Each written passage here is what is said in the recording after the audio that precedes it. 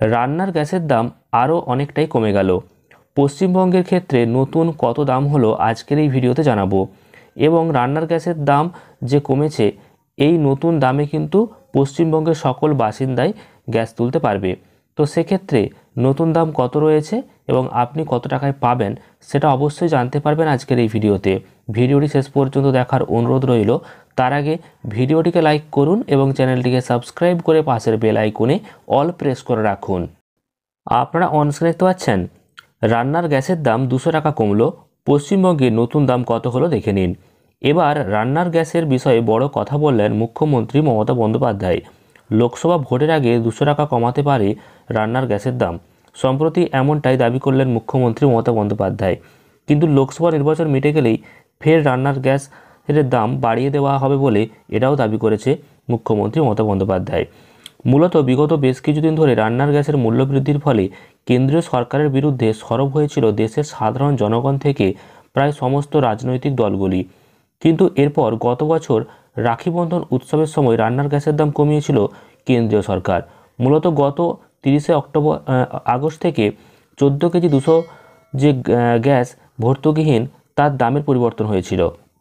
সেই সময় প্রতিটি সিলিন্ডারের দাম 200 টাকা কমানো হয়েছিল।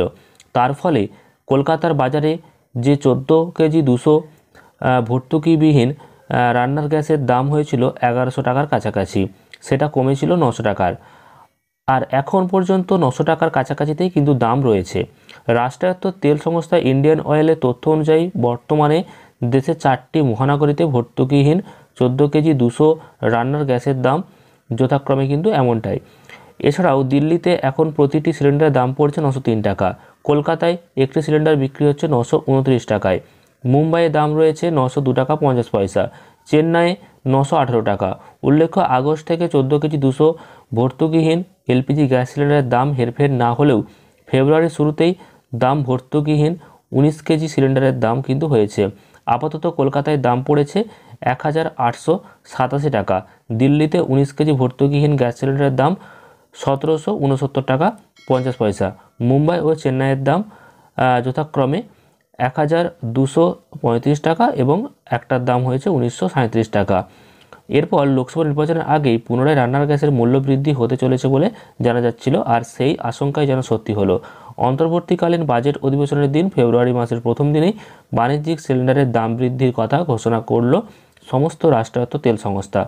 এই অবস্থায় মুখ্যমন্ত্রী মমতা বন্দ্যোপাধ্যায় জানিয়েছেন, লোকসভা নির্বাচনের বলে বিজেপি সরকার 200 টাকা রান্নার গ্যাসের দাম কিন্তু কমিয়েছে। তিনি আরও বলে যে লোকসভা নির্বাচনের আগে আরও 200 টাকা কমানো হবে এবং রান্নার গ্যাসের দাম তারপর যেই ইলেকশন হয়ে যাবে অমনি 800 টাকা বাড়িয়ে দেওয়া হবে। তখন গ্যাস বেলুন হয়ে যাবে। যাই হোক, এটা কিন্তু বলতে চেয়েছে।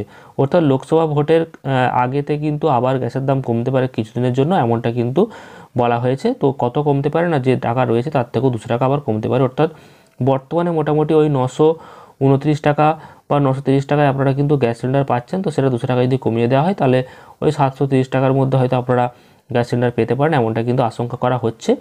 আর লোকসভা ভোটকে কেন্দ্র করে পরবর্তীকালে এই ধরনের গুরুত্বপূর্ণ দৈনন্দিন আপডেটগুলি যাতে মিস না হয় তার জন্য চ্যানেলটিকে সাবস্ক্রাইব করতে ভুলবেন না। ভিডিওটি ভালো লাগলে লাইক এবং শেয়ার করবেন।